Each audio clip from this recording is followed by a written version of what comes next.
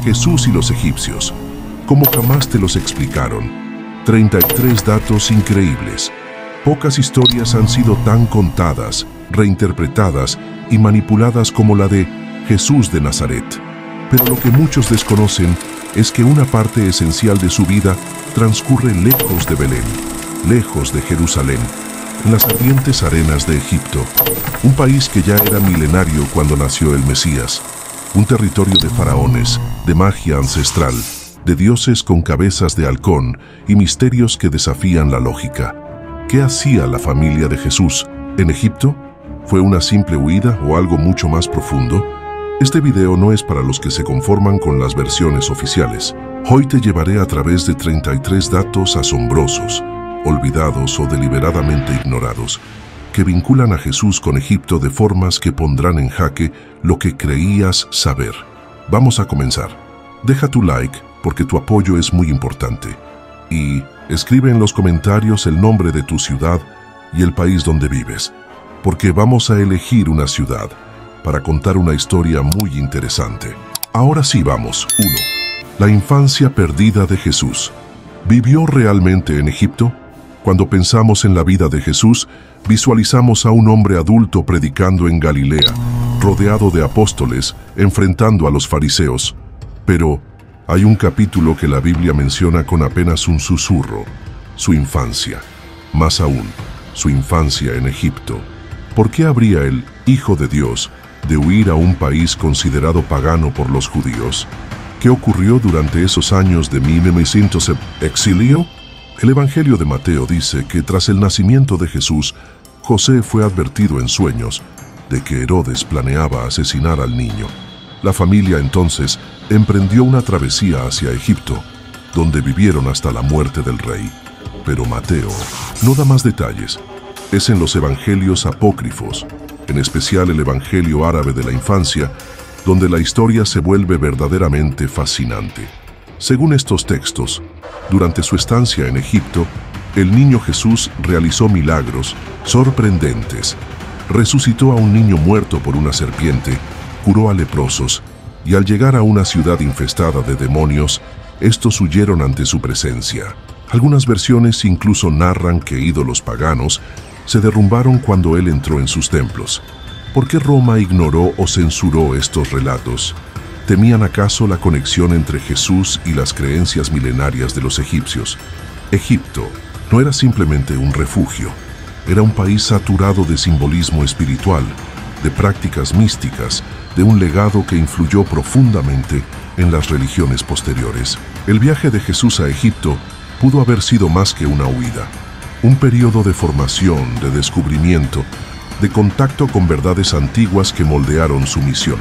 Si esta infancia en Egipto existió, entonces el Jesús que conocemos podría haber sido, en parte, un producto de la sabiduría egipcia, una posibilidad tan inquietante como reveladora.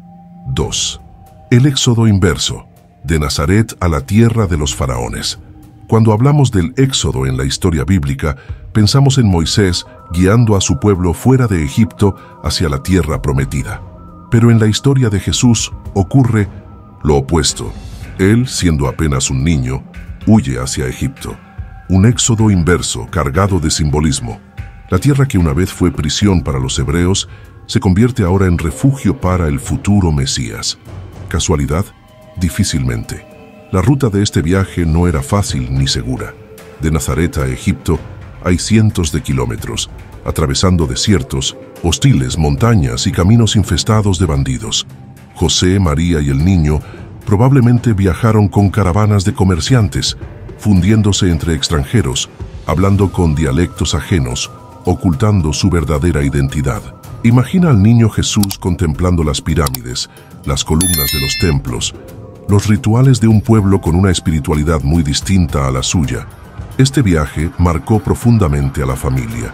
Según algunas tradiciones coptas, se establecieron en varias ciudades: Heliópolis, Memphis y finalmente en el Alto Egipto. En cada lugar se conservan hasta hoy iglesias y santuarios que aseguran haber sido tocados por su presencia. Algunos creen que estos sitios fueron elegidos no solo por seguridad, sino por su profundo contenido esotérico. Egipto era entonces un crisol de sabiduría antigua. Astrología, medicina, alquimia, lenguas sagradas, todo coexistía en un imperio que aún respiraba los últimos suspiros de sus glorias faraónicas. Este éxodo inverso no fue solo una huida, fue una inversión simbólica del mito hebreo.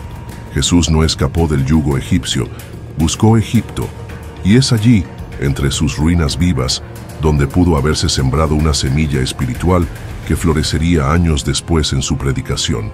Y sí, este viaje no solo salvó su vida, sino que también forjó su alma.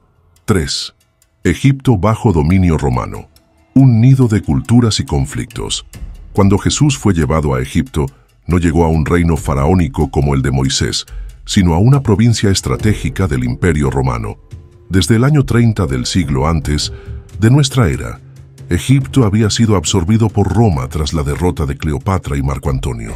Lo que encontró la familia de Jesús fue un mosaico fascinante. Templos milenarios junto a fortalezas romanas, sacerdotes de dioses antiguos coexistiendo con centuriones, griegos, judíos y egipcios compartiendo las mismas calles. Alejandría, la joya del delta del Nilo, era entonces una de las ciudades más cosmopolitas del mundo. Allí se hablaba griego, latín, egipcio y hebreo. Era sede de la famosa Biblioteca de Alejandría y cuna de filósofos, matemáticos y místicos. En ese contexto vibrante y caótico, el niño Jesús habría absorbido visiones del mundo muy distintas a las de una aldea galilea. ¿Fue allí donde comenzó a gestarse su universalismo? Además, Egipto albergaba una numerosa comunidad judía, descendientes de exiliados y comerciantes, muchos de los cuales habían adoptado formas de pensamiento griego y egipcio. El choque y la fusión de estas culturas generó sincretismos únicos. Hubo quienes veían a Yahvé y a Amón-Ra como manifestaciones de un mismo dios solar, o a Moisés como una figura mítica comparable a Hermes Trismegisto, pero también había tensiones. Los romanos oprimían con impuestos, los cultos tradicionales se resistían al avance de nuevas ideas y los conflictos entre comunidades no eran raros. En este crisol de sabiduría, tensión y diversidad, Jesús vivió sus primeros años.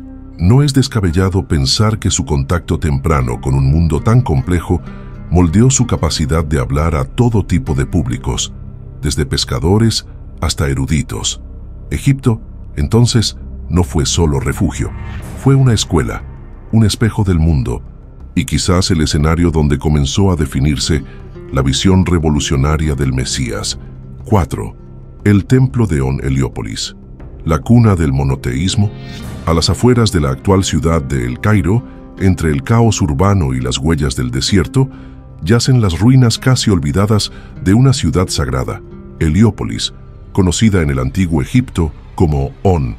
Allí, mucho antes de que los hebreos caminaran por el Sinaí o que los evangelios se escribieran, sacerdotes con cabezas rapadas miraban al cielo y veneraban al dios Atón, una de las primeras manifestaciones de un dios único, solar y universal.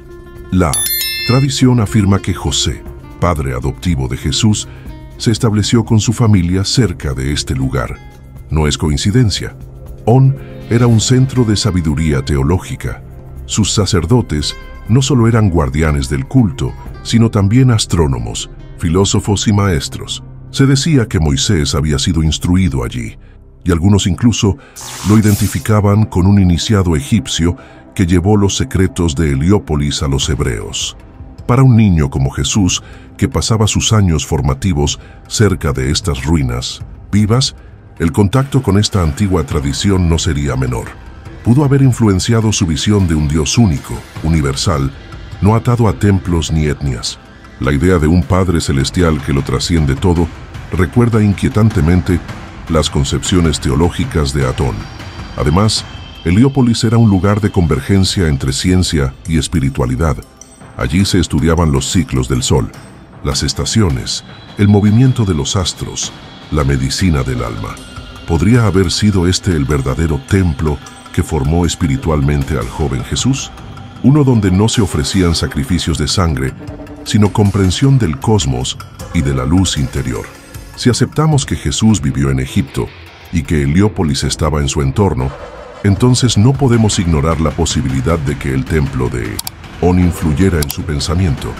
Quizás mucho antes del Sermón del Monte ya resonaba en su alma el eco de una antigua sabiduría solar. 5. Isis, Horus y Osiris, una protohistoria del cristianismo. Mucho antes de que el nombre de Jesús resonara en las sinagogas de Judea, en los papiros del desierto ya se contaba una historia antigua, profundamente simbólica, la de Osiris, Isis y Horus. Un mito egipcio que, cuando se examina con atención, guarda paralelismos inquietantes con el relato cristiano. ¿Es coincidencia o herencia? Osiris, el dios rey, es traicionado, asesinado y desmembrado por su hermano.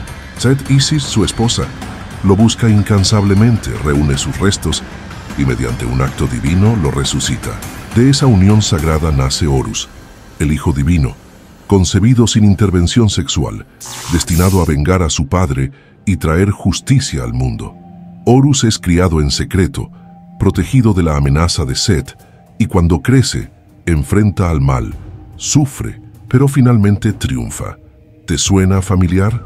Jesús también es un hijo divino, concebido de manera milagrosa, perseguido desde su nacimiento, escondido en Egipto, y destinado a enfrentar el mal para redimir a la humanidad. La figura de Isis con el niño Horus en brazos se parece tanto a la iconografía de la Virgen María con el niño Jesús, que muchos historiadores del arte y la religión se preguntan si la imagen cristiana no es más que una adaptación de esta antigua tradición egipcia. La diferencia entre mito y religión oficial puede ser apenas una cuestión de poder y contexto histórico. Mientras que Roma imponía el cristianismo como religión imperial, los mitos egipcios eran suprimidos o reinterpretados, pero las similitudes persisten, no solo en las historias, sino también en los símbolos. La cruz ansada o Ankh, símbolo de la vida eterna egipcia, es precursora de la cruz cristiana. ¿Pudo el cristianismo haber heredado más de Egipto de lo que admite? Si Jesús vivió en ese entorno, si su infancia transcurrió entre templos y leyendas, ¿cuánto de su mensaje está teñido por la luz dorada de Horus? 6. La diosa madre y la Virgen María. Paralelos inquietantes. Desde tiempos remotos, la figura de la Madre Divina ha sido un arquetipo central en las religiones del mundo. En Egipto ese papel fue desempeñado por Isis, la gran maga, protectora de los desfavorecidos, madre del Salvador Horus. En el cristianismo, ese mismo rol es asumido por la Virgen María, madre de Jesús. Pero entre ambas hay paralelismos que van más allá de lo simbólico, se adentran en lo estructural. Isis era representada como una mujer serena, con el niño Horus sentado en su regazo. Su imagen fue venerada durante milenios, no solo en Egipto, sino también en Roma, Grecia y Asia Menor. Con la expansión del cristianismo, esas mismas regiones comenzaron a reemplazar las estatuas de Isis por imágenes de María con el niño Jesús. Pero el cambio fue más visual que conceptual. La madre protectora, milagrosa, mediadora entre el cielo y la tierra, seguía siendo la misma figura, con un nuevo nombre. Ambas son vírgenes en sentido simbólico, madres sin pecado, asociadas a la luna, a las aguas, a la pureza y a la redención. Ambas poseen un vínculo íntimo con lo divino y son canales de milagros. En algunos textos coptos, María es llamada la nueva Isis, y no es difícil ver por qué. Su rol no es solo maternal, sino también sacerdotal y espiritual. ¿Fue María una figura inspirada en la tradición egipcia? ¿Acaso los primeros cristianos, en su afán por convertir pueblos paganos, absorbieron elementos de cultos antiguos para facilitar la transición religiosa? Lo cierto es que, en términos icónicos y teológicos, la Virgen María y la diosa Isis comparten raíces profundas. Negarlo sería negar la fuerza de la tradición egipcia, una civilización que moldeó incluso los rostros sagrados del cristianismo. Tal vez cuando rezamos a María, también susurra desde el pasado el eco eterno de Isis. 7. El niño Horus y el niño Jesús. ¿Coincidencias o copias?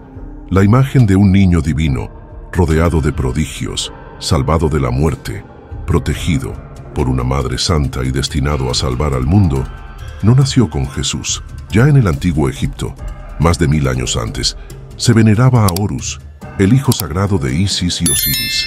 Su historia, desde el nacimiento hasta la victoria sobre el mal, se parece demasiado a la del niño Jesús. ¿Estamos ante coincidencias culturales o ante una transmisión simbólica deliberada? Horus nace después de que su padre, Osiris, ha sido asesinado y desmembrado por su propio hermano. Isis, su madre, utiliza sus poderes divinos para concebir a Horus en un acto milagroso. Luego, el niño es escondido en los pantanos del delta del Nilo para protegerlo de su tío Set, quien desea matarlo. ¿No recuerda esto la historia de Jesús, huyendo a Egipto para escapar de Herodes? Ambos niños poseen poderes desde una edad temprana. Horus realiza actos prodigiosos, domina animales salvajes, resucita a los muertos. Lo mismo se relata en los evangelios apócrifos sobre Jesús en Egipto, que hablaba con animales, curaba enfermos, incluso moldeaba pájaros de barro y les daba vida. Son relatos casi paralelos, recogidos a siglos de distancia, pero con un patrón narrativo sorprendente. Las imágenes antiguas de Horus niño en brazos de Isis son prácticamente idénticas a las representaciones de María con el niño Jesús. Ambas madres son solemnes, ambas ofrecen al niño al mundo, ambas son objeto de veneración como madres del Salvador. Podría ser que los primeros cristianos, en un Egipto profundamente marcado por el culto a Horus, adoptaran y transformaran esos relatos para introducir la figura de Jesús. ¿O acaso Jesús mismo, al crecer en una cultura donde Horus era aún un símbolo poderoso, absorbió esas historias y las convirtió en parte de su mensaje y de su identidad? Quizás detrás del niño Jesús aún brilla la sombra dorada del niño halcón. 8. Los evangelios apócrifos y los secretos del Egipto cristiano. En el corazón del cristianismo primitivo existe un territorio prohibido, un conjunto de textos marginados por la Iglesia oficial, los evangelios apócrifos. Muchos de ellos fueron escritos o preservados en Egipto, donde las comunidades cristianas tempranas desarrollaron visiones muy distintas sobre Jesús, su infancia, su divinidad y su misión. En estos textos, Egipto no es solo un refugio, es el escenario de milagros, de revelaciones ocultas y de una espiritualidad radical. ¿Por qué fueron excluidos estos escritos del Nuevo Testamento? La respuesta está en su contenido. En los apócrifos, Jesús aparece como un niño consciente de su poder, realizando actos extraordinarios desde una edad muy temprana. No es el Mesías pasivo de los evangelios sinópticos, sino una figura activa, enigmática, casi inquietante. Textos como el Evangelio de Tomás, el Protoevangelio de Santiago o el Evangelio árabe de la infancia nos muestran a un Jesús que resucita pájaros de barro, maldice a quienes lo ofenden y protege a su madre con sabiduría sobrenatural. Muchos de estos documentos se encontraron en Nag Hammadi, en Egipto, en 1945. Ocultos durante siglos en vasijas de barro, revelaron un cristianismo diferente, más místico, más simbólico, más cercano al pensamiento egipcio. Algunos incluso plantean que Jesús no vino solo a morir por los pecados, sino a enseñar el camino hacia la gnosis, el conocimiento profundo del alma. La Iglesia romana, al construir un relato unificado y controlado, declaró heréticos estos escritos. Pero en Egipto, especialmente entre los cristianos coptos, estas historias sobrevivieron, transmitidas oralmente o preservadas en antiguos monasterios del desierto. El Jesús de los apócrifos es más complejo, más humano y más divino. Un Jesús profundamente egipcio, que no solo pasó por esa tierra, sino que absorbió su misterio y dejó su huella. Tal vez, para entender realmente al Jesús histórico, no debamos mirar a Roma, sino volver los ojos al desierto egipcio. 9. El Evangelio árabe de la infancia. Visiones egipcias del Mesías. Entre los textos más enigmáticos y fascinantes del cristianismo primitivo se encuentra el Evangelio árabe de la infancia de Jesús, una obra surgida probablemente en Egipto, donde el cristianismo tomó formas distintas, más simbólicas y menos ortodoxas. Este Evangelio, escrito en árabe en los primeros siglos después de Cristo, narra los años ocultos de Jesús, especialmente su vida en Egipto, con detalles que los evangelios canónicos ignoran o censuran deliberadamente. En sus páginas, el niño Jesús no es solo una figura sagrada, sino también temida, respetada y a veces incomprendida. Realiza milagros sorprendentes y en ocasiones perturbadores. Por ejemplo, se cuenta que resucitó a un niño que había muerto por una mordedura de serpiente, que convirtió agua en vino antes de las bodas de Caná y que incluso hizo hablar a estatuas de ídolos egipcios para proclamar su divinidad. Y Chatus, una escena particularmente poderosa. Al entrar en una ciudad dominada por demonios, todos los ídolos se desmoronan y los demonios huyen aterrados ante la presencia del niño Jesús. La escena, impregnada de simbolismo egipcio, refleja la lucha entre la luz y las sombras, entre el nuevo Dios y los antiguos poderes.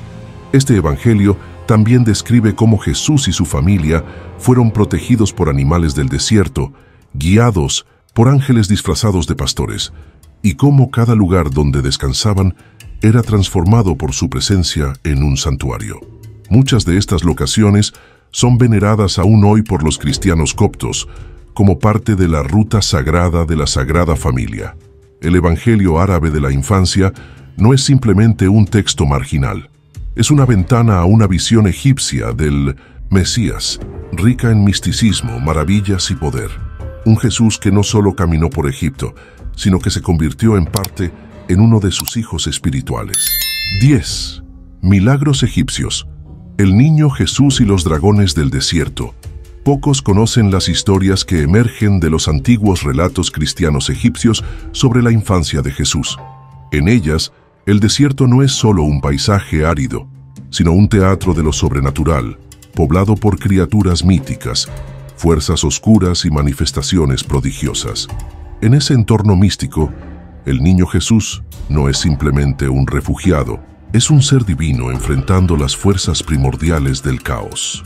Uno de los episodios más fascinantes narra cómo, durante su estancia en Egipto, Jesús se encuentra cara a cara con dragones del desierto. Estas criaturas, descritas como enormes, serpientes o bestias escamosas, habitaban las cavernas de las montañas. Según el Evangelio árabe de la infancia, cuando la Sagrada Familia se detiene a descansar, los dragones salen de sus guaridas, pero ante la presencia del niño, se postran y se arrastran ante él, reconociendo su divinidad. Los dragones en la simbología egipcia eran más que monstruos. Representaban el caos primigenio, el enemigo eterno del orden cósmico, similar al dios Set. Que Jesús los domine no es solo una hazaña fantástica, sino un acto profundamente simbólico. El niño representa la luz divina que pone fin al desorden, ancestral. No necesita luchar. Su sola presencia transforma la realidad. Otros relatos egipcios mencionan a Jesús curando animales heridos, purificando pozos envenenados, haciendo que árboles secos florezcan a su paso. Cada milagro no solo es una muestra de poder, sino una renovación del entorno, como si su divinidad reordenara el mundo físico a su paso.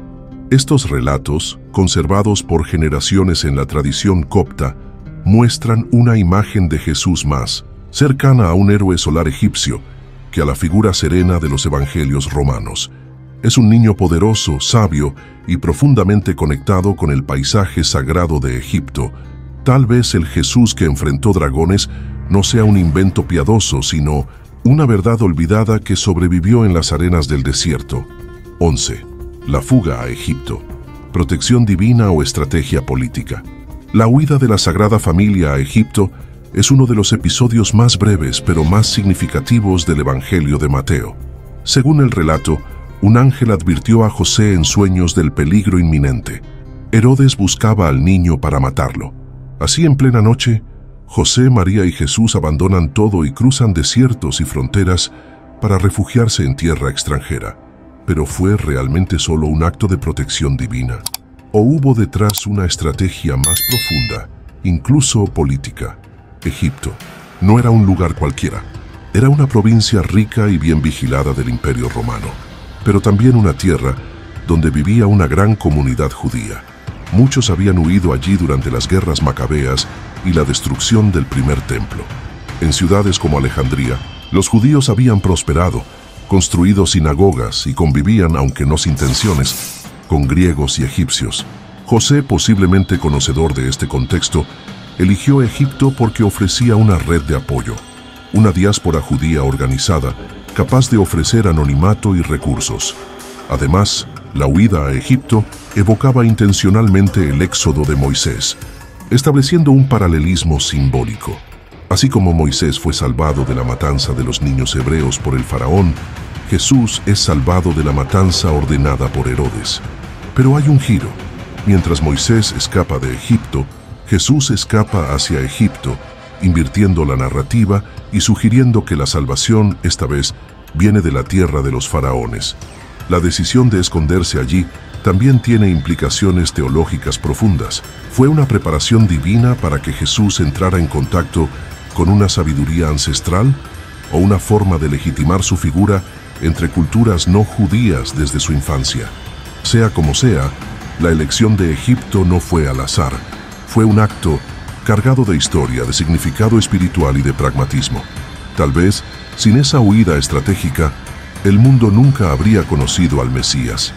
12. Jesús en Memphis. ¿Mito o paso real? Entre las ciudades más importantes del Egipto antiguo, Memphis ocupaba un lugar central. Fue capital del reino durante milenios, centro religioso y político, y sede del culto al dios Ptah, creador del universo según la cosmogonía egipcia. Hoy, sus ruinas yacen en silencio, pero en la tradición cristiana egipcia, Memphis aún resuena como uno de los lugares que habrían acogido a la Sagrada Familia durante su huida. ¿Pasó realmente Jesús por allí? ¿O es solo un mito piadoso? Diversas fuentes coptas afirman que José, María y el niño Jesús llegaron a Memphis y se establecieron temporalmente en sus alrededores. Incluso existen sitios venerados como lugares de descanso de la familia, como el antiguo árbol de María en la zona de Matarilla. La leyenda dice que allí descansaron bajo su sombra y que una fuente milagrosa brotó del suelo, purificando las aguas estancadas del delta. Hasta hoy, los peregrinos visitan este sitio, considerado uno de los más sagrados del Egipto cristiano. La elección de Memphis no sería casual. Era una ciudad cosmopolita, con comunidades judías, griegas y egipcias, y una historia rica en símbolos de creación y resurrección. Allí se adoraba a Ptah, el dios que creaba con la palabra, muy similar al logos cristiano que Juan describe como el verbo que se hizo carne.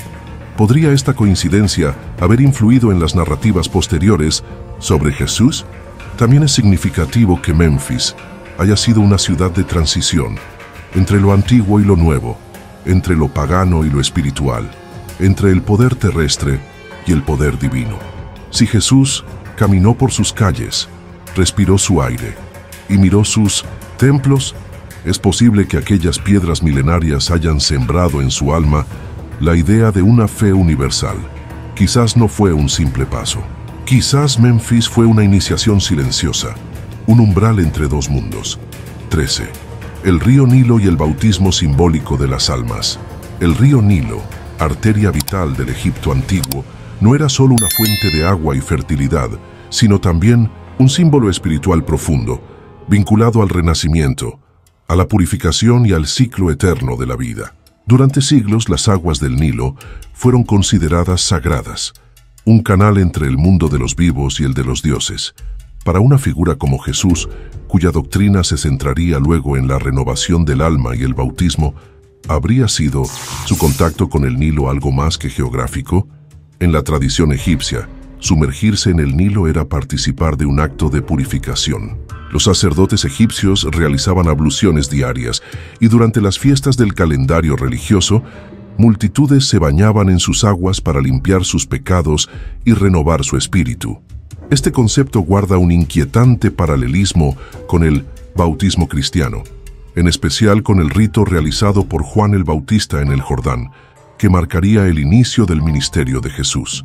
Pero si Jesús vivió sus primeros años cerca del Nilo, como afirman múltiples tradiciones coptas, es plausible pensar que observó o incluso participó en esos rituales. El agua del Nilo, cargada de siglos de espiritualidad, pudo haber sembrado en su mente la idea de que el alma humana necesitaba ser lavada, no solo del polvo físico, sino del sufrimiento interior. Además, el Nilo era visto como el canal de Osiris, el dios que moría y renacía cada año con la crecida del río. Esta imagen del dios que resucita con las aguas pudo haber influido en la iconografía posterior de Jesús, aquel que muere, desciende y vuelve a surgir, trayendo consigo vida eterna. Y si el Jordán fue solo el escenario visible del bautismo, pero su inspiración más profunda se encontraba en las aguas antiguas y sagradas del Nilo, tal vez el primer bautismo del cristianismo ocurrió sin testigos, en un Egipto silencioso y eterno. 14. Egipto como tierra de iniciación espiritual. Egipto no solo fue cuna de faraones y de templos colosales, sino también un escenario de iniciación espiritual, donde el alma del iniciado era transformada a través de pruebas, misterios y revelaciones. Para los antiguos, cruzar Egipto no era simplemente un viaje físico, sino un tránsito entre dimensiones. Y si Jesús, en su infancia, no solo vivió en Egipto, sino que fue iniciado en sus antiguos misterios. Desde tiempos remotos, los templos egipcios no eran solo lugares de culto, sino escuelas de sabiduría, donde los sacerdotes enseñaban astronomía, medicina, filosofía y rituales esotéricos. En lugares como Heliópolis, Memphis y Tebas, se practicaban ceremonias secretas que buscaban la unión del alma con el cosmos, el contacto directo con lo divino. Estos conocimientos eran reservados para unos pocos elegidos, reyes, profetas y enviados.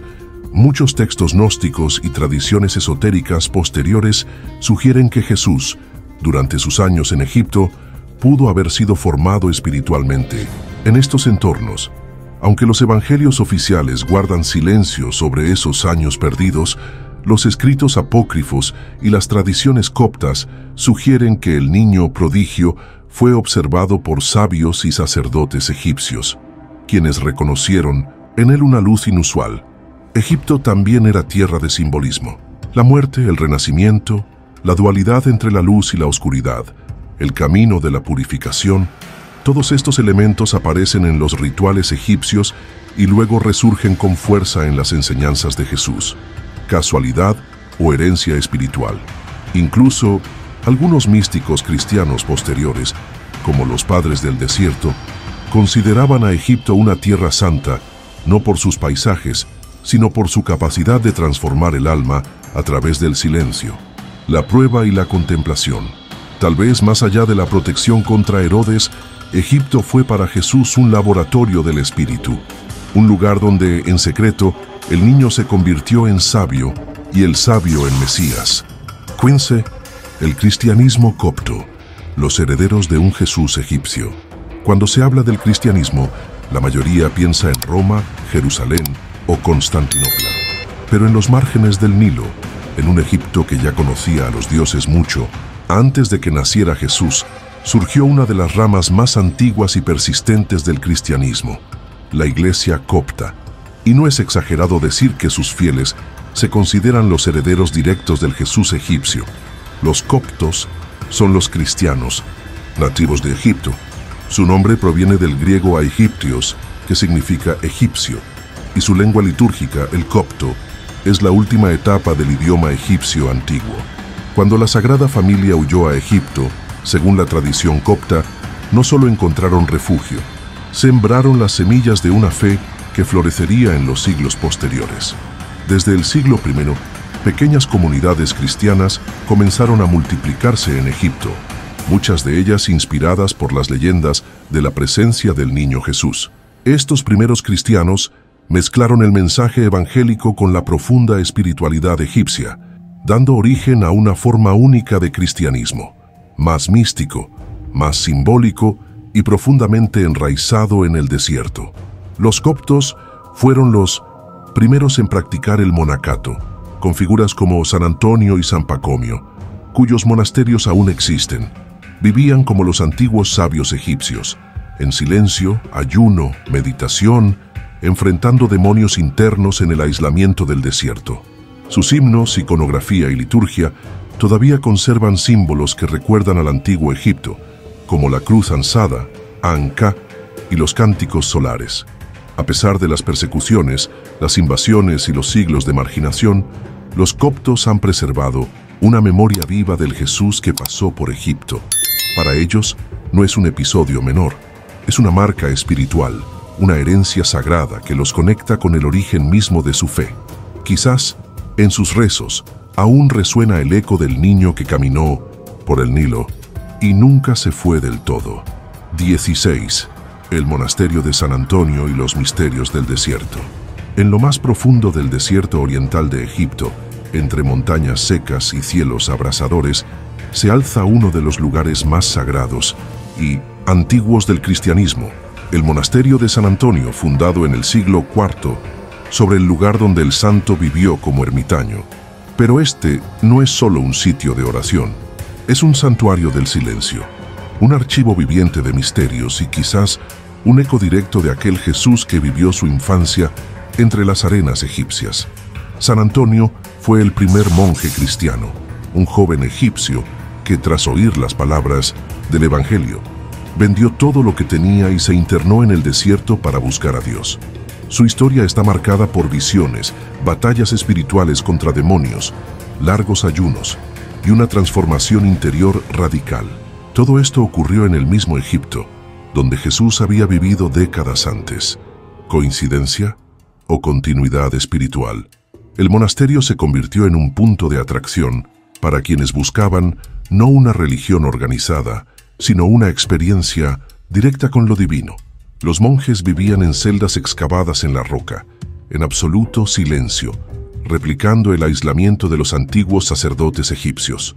Su modo de vida recuerda a los rituales de iniciación de los templos faraónicos, mezclando cristianismo con una profunda reverencia por la naturaleza, la introspección y la lucha interior. Muchos historiadores creen que esta forma de espiritualidad no fue una innovación, sino una herencia, que los primeros monjes cristianos egipcios tomaron prestados elementos del misticismo egipcio y lo reconfiguraron en clave cristiana. Si Jesús creció en Egipto, ¿no es posible que ese estilo de vida, de contemplación, sacrificio y combate espiritual, haya sido parte de su formación? El desierto, en la tradición egipcia, era el umbral entre el mundo físico y el mundo de los dioses. Allí, entre rocas milenarias, el alma se encontraba consigo misma, y tal vez con Dios. Un entorno perfecto para moldear a un Mesías. 17. Magia egipcia y exorcismos en los evangelios. Egipto, tierra de templos y misterios, fue también cuna de una tradición mágica milenaria. Para los antiguos egipcios, la magia, conocida como Heka, no era un acto de ilusionismo, sino una fuerza cósmica, una herramienta divina para intervenir en la realidad, con fórmulas, amuletos, gestos rituales y palabras sagradas. Los sacerdotes combatían enfermedades, ahuyentaban espíritus y protegían a los vivos del caos. Ahora bien, ¿cómo se explica que muchos de los milagros de Jesús, sobre todo los exorcismos, recuerden tanto a estas prácticas egipcias? En los evangelios, Jesús expulsa demonios con una sola palabra, toca a los enfermos y los cura, resucita a muertos, sana con barro y saliva.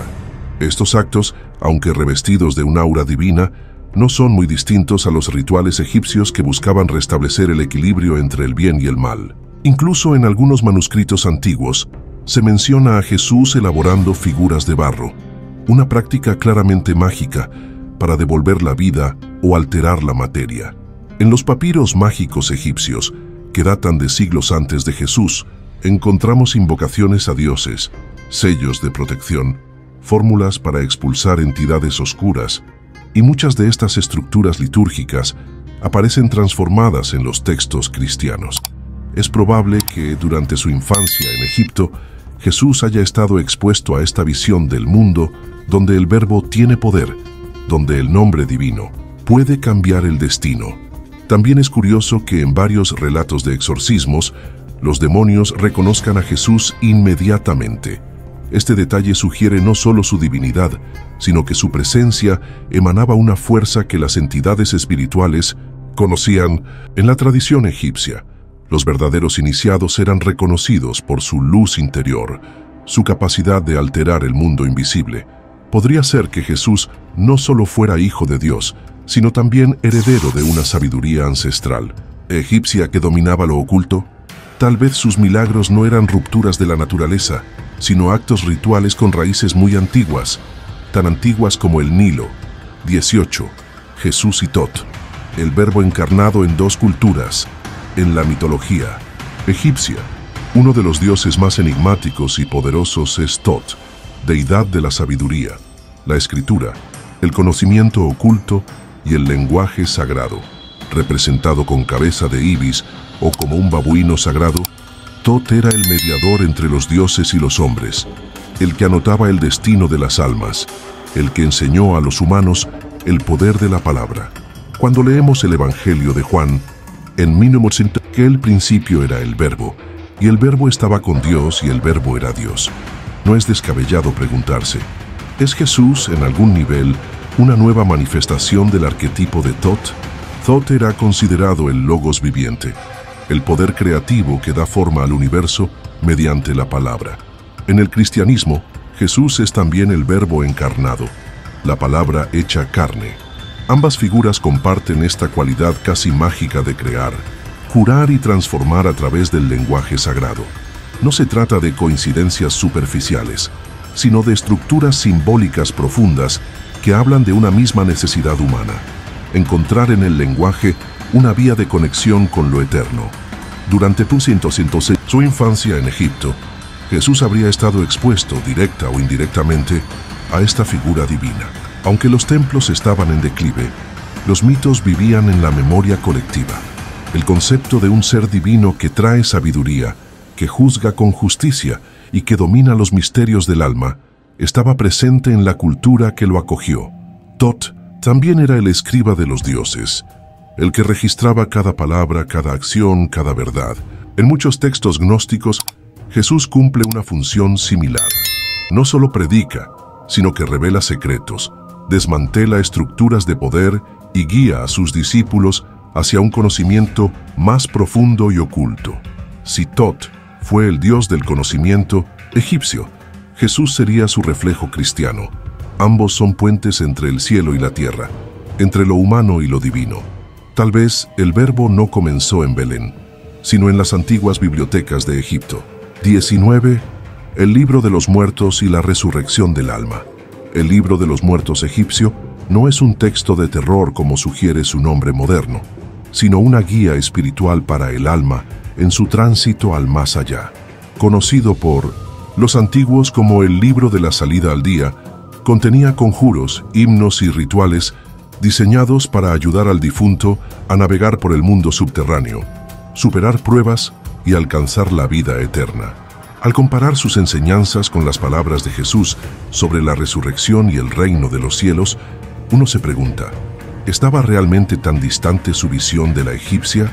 En Egipto, la muerte no era un final, sino un umbral.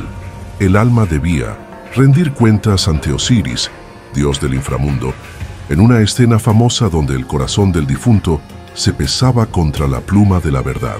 Si el corazón era puro, el alma ascendía. Si era impuro, era devorada por un monstruo. Esta idea de juicio, purificación y recompensa en una vida posterior resuena poderosamente en los evangelios. Jesús hablaba del juicio final, de la necesidad de nacer de nuevo, de purificarse para ver el reino. Usaba metáforas agrícolas, la semilla que muere para dar fruto, que evocan el ciclo de vida y muerte que los egipcios habían ritualizado milenios antes. Incluso la idea de una resurrección corpórea, que parecía novedosa en el judaísmo del siglo I, ya existía en los textos egipcios. Además, el énfasis en la palabra, en la confesión, en la verdad dicha con el corazón, es esencial tanto para los fieles del Nilo como para los seguidores de Cristo. En el libro de los muertos, el alma debía pronunciar la confesión negativa, afirmando no haber pecado. En los evangelios, Jesús insiste en que nuestras palabras nos condenan o nos salvan. ¿Y si su mensaje de vida eterna no fue una ruptura con el pasado, sino una relectura del conocimiento milenario de Egipto? Tal vez, al hablar de resurrección, Jesús estaba simplemente devolviéndonos a un antiguo camino, uno tallado entre jeroglíficos y estrellas. 20. Simbolismo de la cruz en el antiguo Egipto. La cruz, símbolo máximo del cristianismo, evoca sacrificio, redención y victoria sobre la muerte. Pero mucho antes de que Jesús fuera crucificado, los egipcios ya utilizaban una forma de cruz como emblema sagrado, la cruz ansada, también conocida como Ankh. Este símbolo, omnipresente en tumbas, templos y manuscritos, representa la vida eterna, el aliento divino, la unión entre el cielo y la tierra. ¿Es coincidencia que el cristianismo haya adoptado también una cruz como emblema central de su fe? El Ankh era llevado por los dioses, sostenido sobre los labios de los faraones como símbolo de vida, y pintado en paredes sagradas donde se narraba el viaje del alma tras la muerte. Simbolizaba el renacimiento, el ciclo eterno del universo y la bendición divina. ¿No son esos los mismos conceptos que la cruz cristiana encapsula? Algunos estudiosos del simbolismo religioso sugieren que al nacer y vivir en Egipto, Jesús habría estado expuesto a esta iconografía. Incluso si no lo aprendió formalmente, es posible que la cruz ya estuviera grabada en su imaginario cultural. Al morir en una cruz romana, Jesús transforma un instrumento de tortura en un puente hacia lo divino, en una puerta que recuerda inquietantemente al Ankh.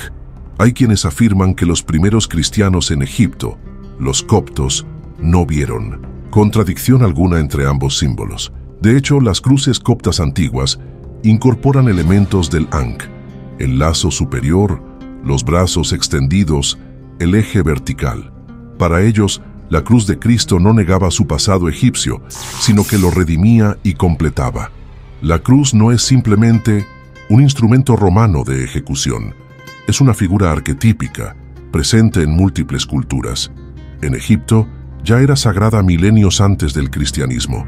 Tal vez, en lo más profundo de su conciencia, Jesús no murió en una cruz extranjera, sino en un símbolo que ya hablaba de eternidad. 21. Jesús estudió en las escuelas de sabiduría egipcia.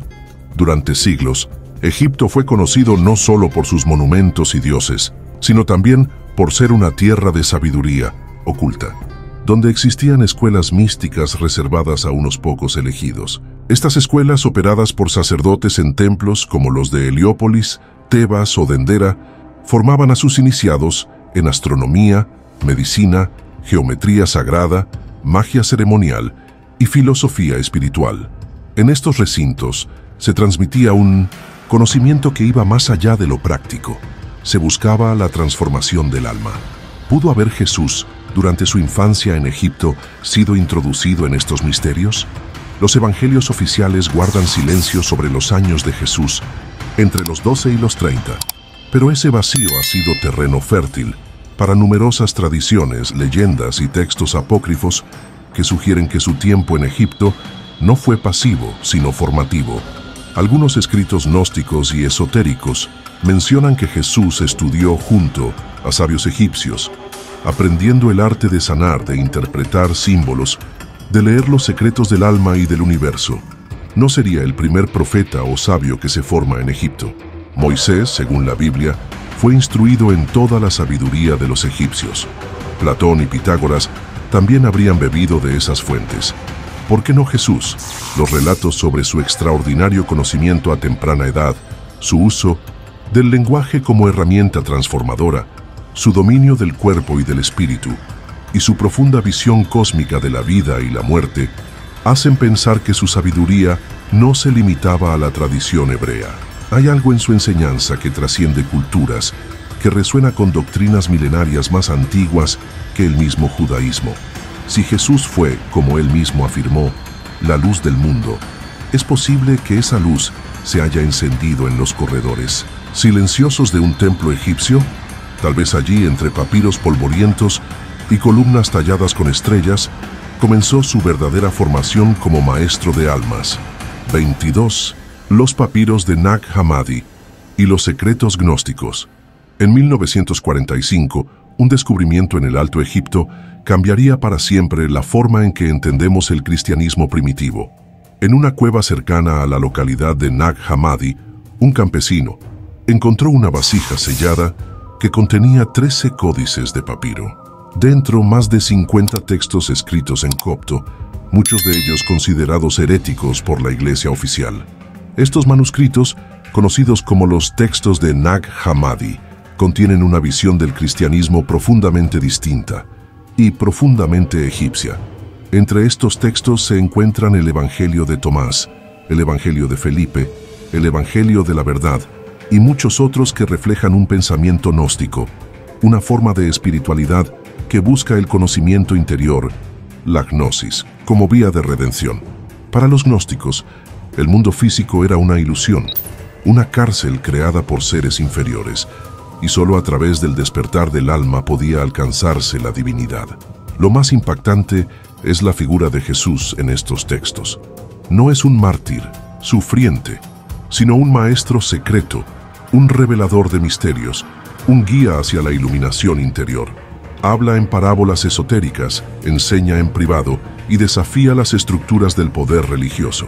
Es un Jesús más místico que mesiánico, más iluminado que sacrificado.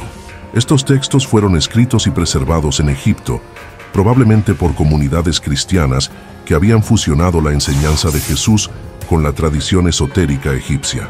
La cosmología que describen, con planos de existencia, seres de luz y arcontes oscuros, recuerda a las antiguas teologías egipcias, donde el alma debía navegar un universo lleno de pruebas.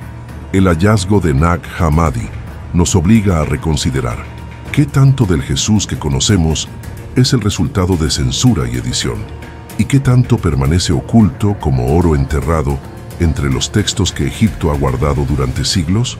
Quizás, en esos papiros olvidados, aún arde la llama de un Jesús más antiguo, más libre y profundamente egipcio. 23. María Magdalena y las diosas egipcias. Una conexión velada. Pocas figuras en la historia cristiana han sido tan malinterpretadas, difamadas y al mismo tiempo veneradas como María Magdalena.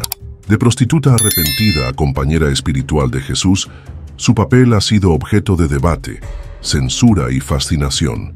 Pero cuando se examina su figura desde el prisma egipcio, surgen paralelismos poderosos con las diosas del panteón faraónico, especialmente con Isis, Hathor y Sekhmet. Fue María Magdalena la encarnación cristiana de la diosa femenina egipcia.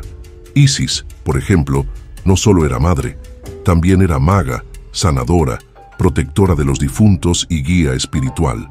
En muchos relatos, ella resucita a Osiris, llora por él, lo embalsama y protege a su hijo Horus. María Magdalena, en los evangelios gnósticos, tiene un papel similar. Es la primera en comprender la verdadera misión de Jesús. Está junto a él en la crucifixión y es la primera en verlo resucitado. Ella lo unge, lo acompaña, lo comprende y luego es silenciada. En los textos de Nag Hammadi, especialmente en el Evangelio de María, se nos presenta a una discípula sabia, a quien Jesús le revela conocimientos ocultos.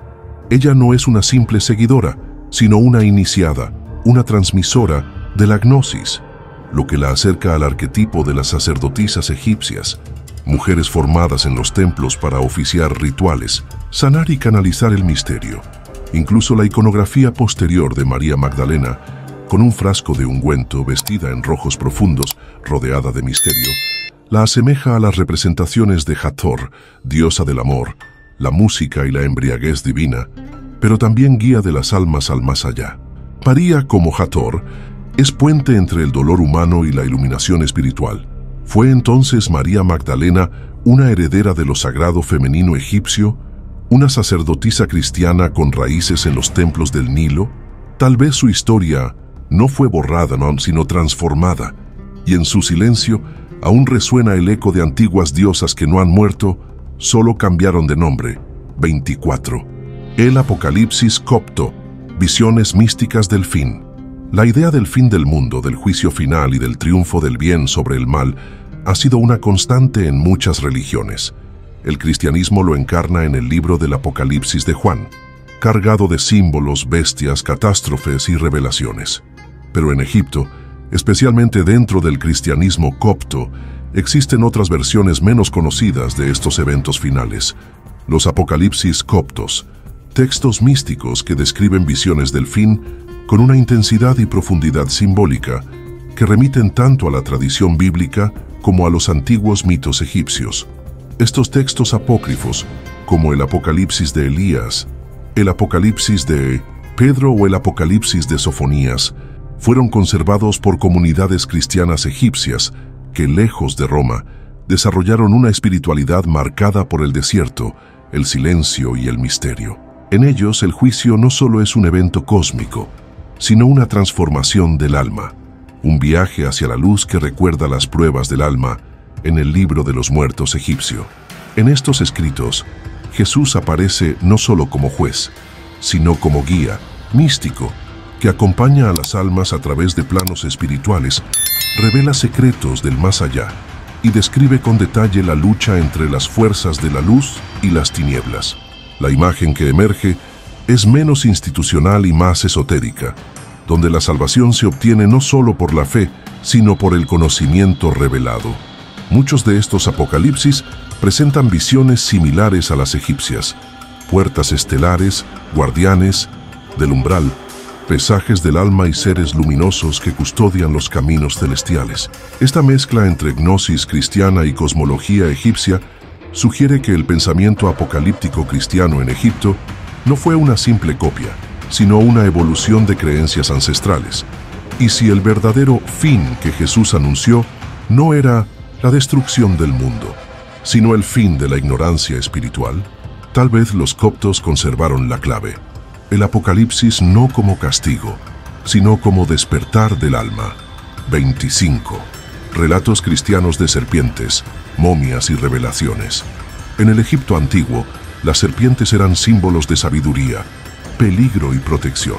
La cobra real, símbolo de la diosa Wadiet, adornaba la frente de los faraones como emblema de poder divino.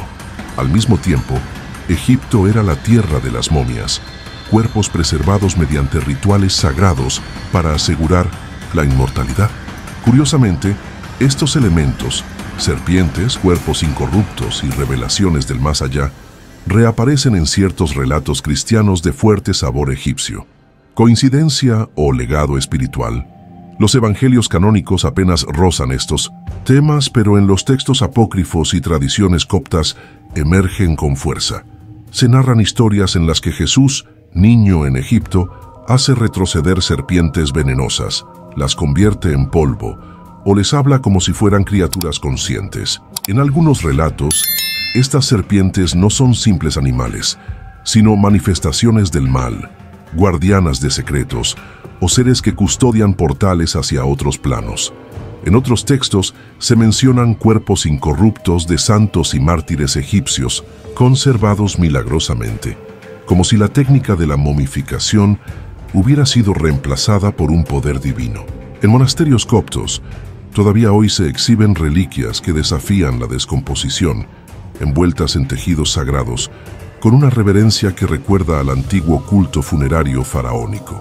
Además, hay relatos de revelaciones obtenidas a través de sueños, visiones en criptas o mensajes escritos en muros de tumbas. Jesús mismo, según ciertas fuentes, habría hablado con los muertos, liberado almas atrapadas y descendido al inframundo, muy al estilo de las travesías espirituales que los egipcios describían en el libro de los muertos. Estas coincidencias no pueden ser ignoradas. El cristianismo en Egipto no solo se superpuso a las creencias anteriores, las asimiló, las transformó y las santificó. Así las serpientes se convirtieron en demonios vencidos, las momias en reliquias sagradas y las tumbas en portales hacia lo eterno. Tal vez Jesús no vino a borrar el pasado, sino a revelar el misterio que Egipto siempre supo: la vida y la muerte son apenas umbrales hacia algo más profundo. 26. ¿Dónde está el Jesús egipcio en la Biblia oficial? Uno de los misterios más inquietantes del cristianismo es el silencio sobre los años de infancia y juventud de Jesús. Entre su huida a Egipto y el momento en que aparece predicando a los 30 años, hay casi 3 décadas de vacío narrativo en los evangelios canónicos. Pero sí, como afirman las tradiciones coptas, Jesús pasó buena parte de su infancia en Egipto, ¿Por qué este período fue omitido del relato oficial? La omisión parece estratégica. Roma, en su esfuerzo por consolidar una doctrina única y centralizada, probablemente evitó dar protagonismo a elementos que pudieran vincular a Jesús con culturas consideradas paganas. Y Egipto, con su vasto legado espiritual, su magia ancestral, sus dioses múltiples y su historia esotérica, era visto como peligrosamente herético. Sin embargo, el Jesús egipcio sobrevive entre líneas. En Mateo se menciona su huida a Egipto, pero el relato termina abruptamente con su regreso. Y los años intermedios, los milagros, los aprendizajes, los lugares sagrados, nada. Como si el tiempo que pasó en una de las civilizaciones más sabias del mundo fuera irrelevante o demasiado revelador. Es en los evangelios apócrifos donde esta figura oculta empieza a revelarse. Jesús haciendo brotar palmas en el desierto, hablando con animales, curando con tierra y saliva, derribando ídolos con su presencia. Imágenes profundamente egipcias, cargadas de simbolismo solar, telúrico y espiritual. También es significativo que, tras su paso por Egipto, Jesús muestre una comprensión del mundo espiritual que va más allá de la tradición judía. Habla del alma, del reino interior, del renacimiento, como lo hacían los sabios de las escuelas egipcias. ¿Dónde lo aprendió si no fue allí? La Biblia oficial guarda silencio. Pero el Egipto cristiano aún susurra una historia paralela, la del Jesús que fue iniciado entre columnas milenarias, que caminó entre esfinges, que bebió de fuentes ocultas. Una historia que no contradice la fe, sino que la enriquece con una profundidad olvidada. 27. La alquimia egipcia y los milagros de transformación. Desde las arenas del Nilo hasta los textos ocultos del hermetismo, Egipto fue la cuna de la alquimia, ese arte misterioso que buscaba transmutar la materia y elevar el espíritu. Pero más que oro y elixires, la alquimia egipcia era un sistema de sabiduría espiritual, una metáfora del renacimiento interior. Si Jesús vivió en Egipto, ¿pudo haber absorbido esta visión transformadora? ¿Pueden sus milagros leerse como actos alquímicos? En la alquimia egipcia, el proceso de transformación pasaba por fases: disolución, muerte simbólica, purificación y resurrección. Estos pasos no solo se aplicaban a metales, sino al alma humana. El iniciado debía morir a su ego, purificarse y renacer como un ser iluminado.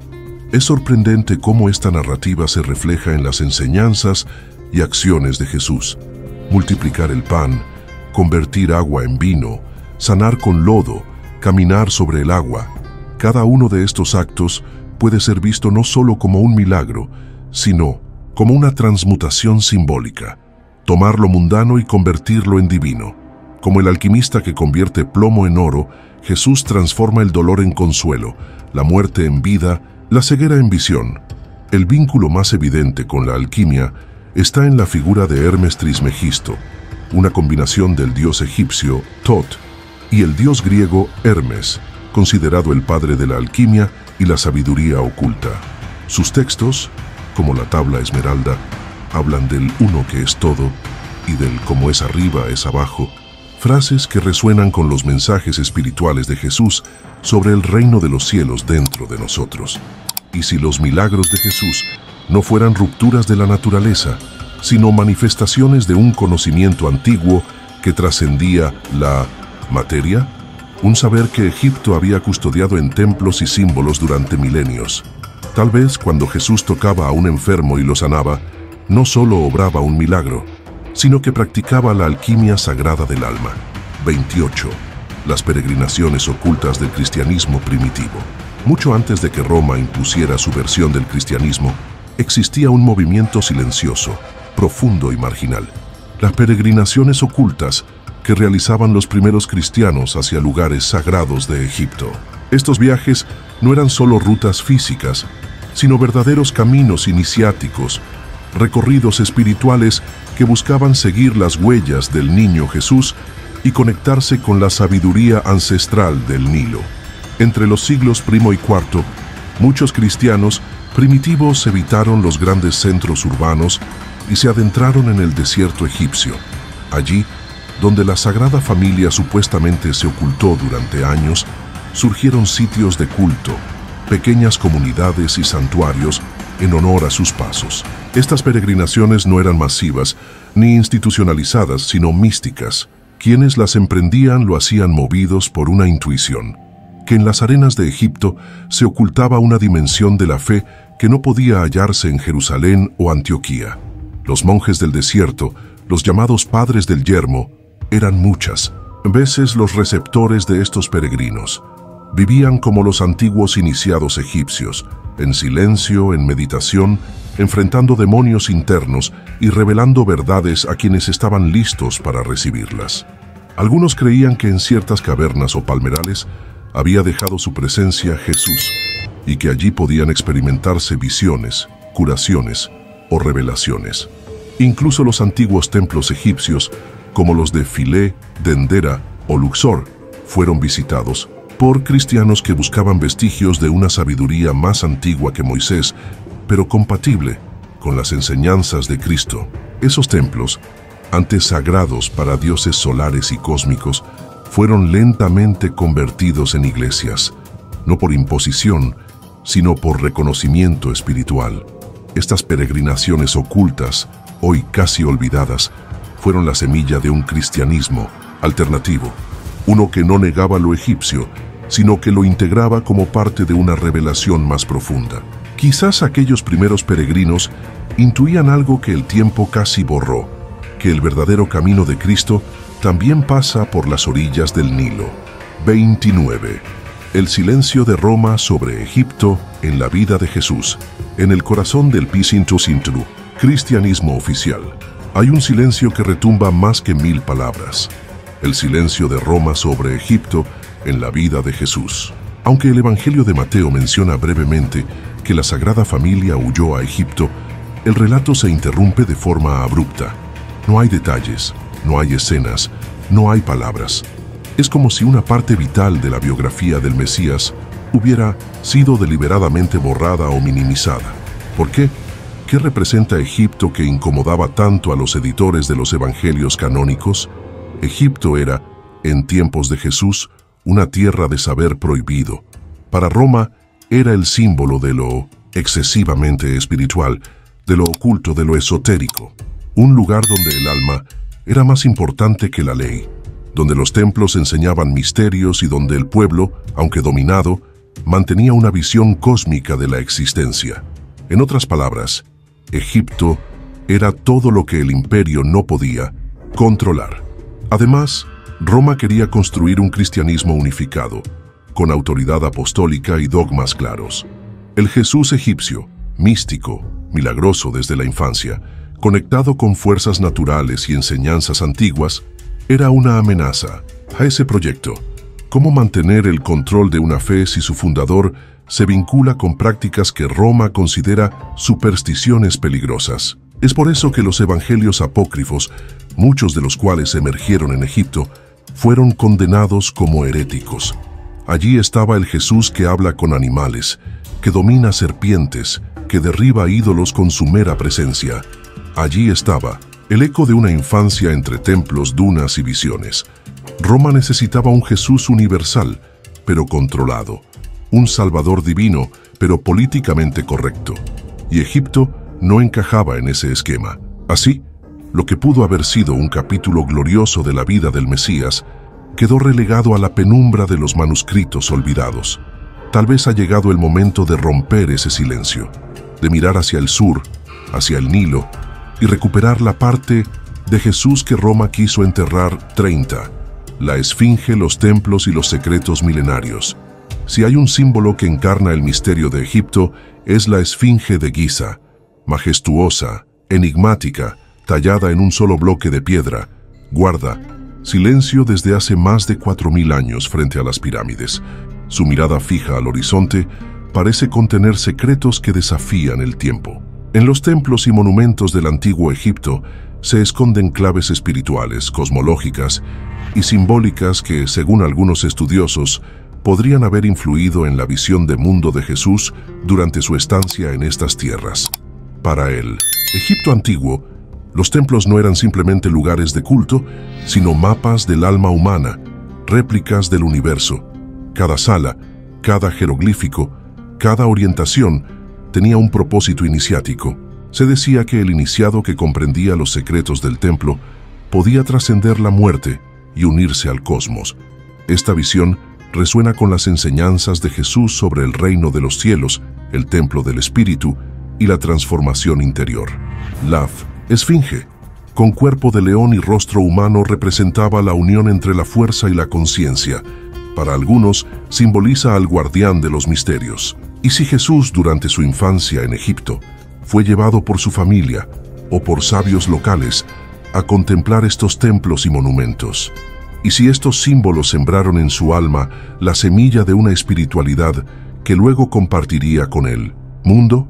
Hay investigadores que afirman que bajo la esfinge existen cámaras ocultas, archivos de sabiduría perdidos, posiblemente vinculados a antiguos conocimientos prediluvianos. Aunque esto no está confirmado, la sola idea refuerza la percepción de Egipto como biblioteca viva del espíritu humano.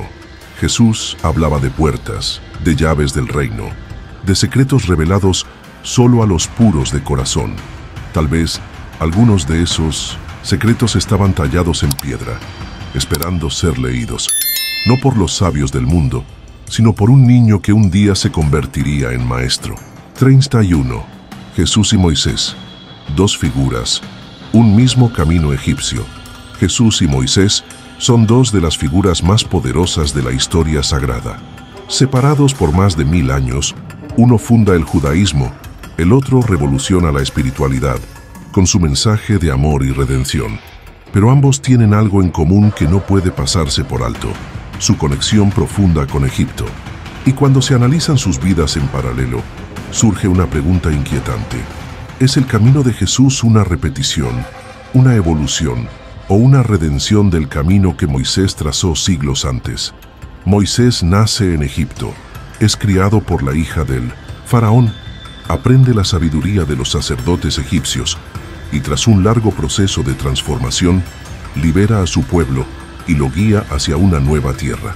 Jesús, según los evangelios, también pasa su infancia en Egipto, escapa de una matanza infantil, regresa para guiar a su pueblo hacia una nueva libertad, esta vez espiritual. Ambos enfrentan el poder establecido, ambos suben montañas para hablar con Dios, y ambos ofrecen leyes o enseñanzas que transforman civilizaciones. Pero hay algo más. Moisés transforma el agua del Nilo en sangre, Jesús convierte el agua en vino, Moisés recibe los 10 mandamientos en piedra, Jesús los resume en el amor. Moisés libera físicamente, Jesús espiritualmente.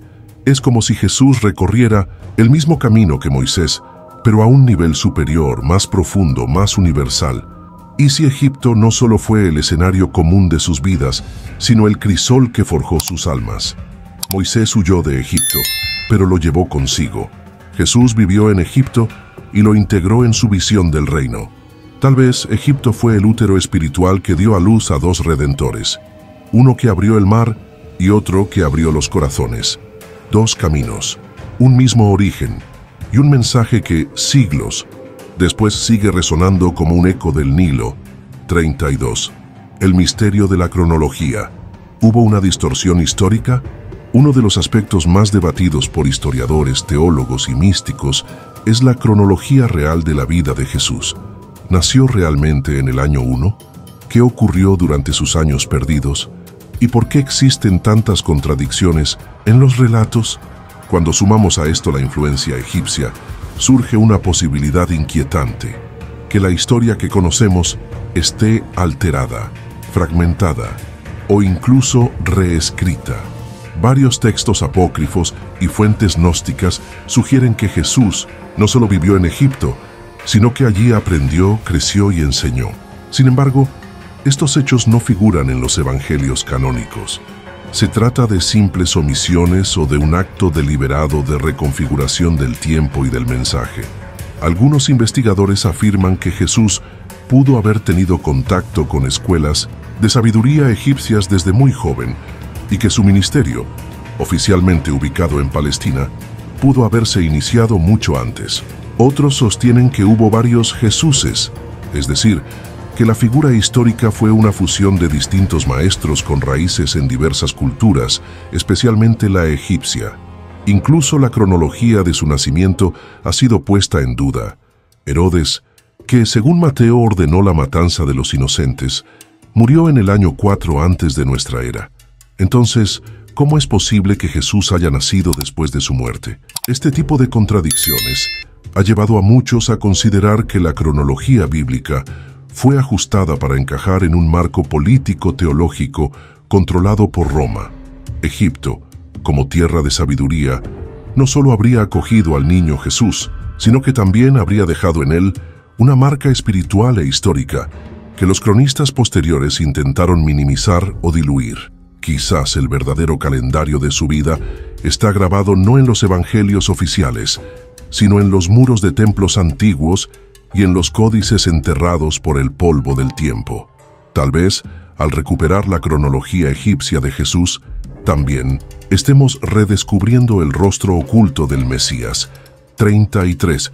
Y si el verdadero origen de Jesús estuviera en Egipto, ¿qué pasaría si todo lo que creemos saber sobre los orígenes de Jesús estuviera incompleto?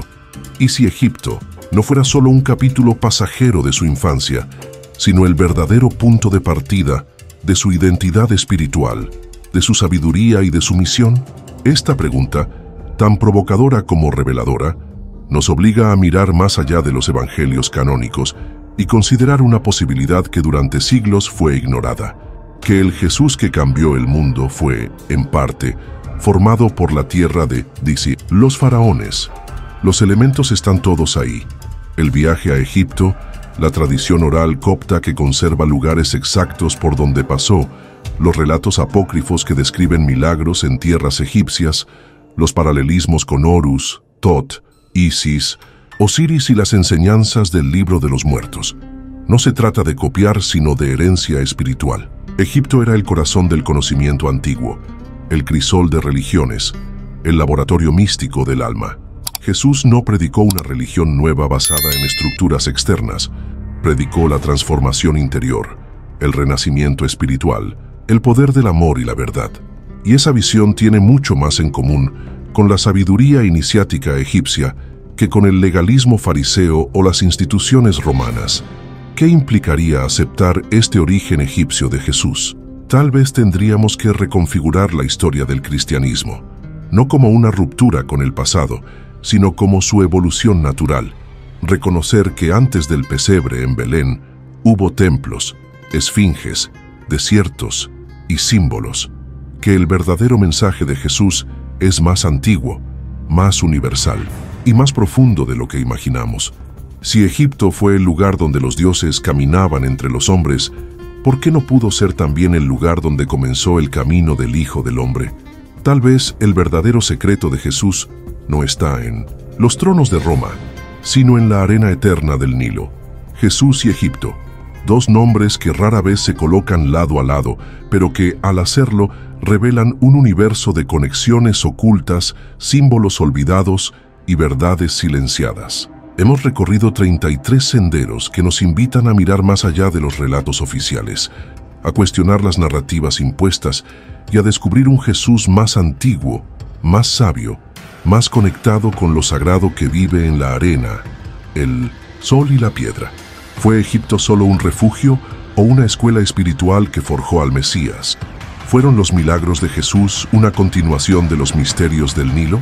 Tal vez no se trata de elegir entre historia y mito, sino de reconocer que ambos conviven, entrelazados, en los pliegues de la memoria humana. Si esta travesía te hizo reflexionar, replantearte ideas y descubrir nuevos ángulos de una figura universal, entonces te invitamos a suscribirte al canal, dejar tu comentario y compartir este video, porque solo así, entre todos, podemos seguir desenterrando la historia que no nos contaron. Egipto no solo dio cobijo a un niño, quizás dio forma al hombre que cambiaría el mundo.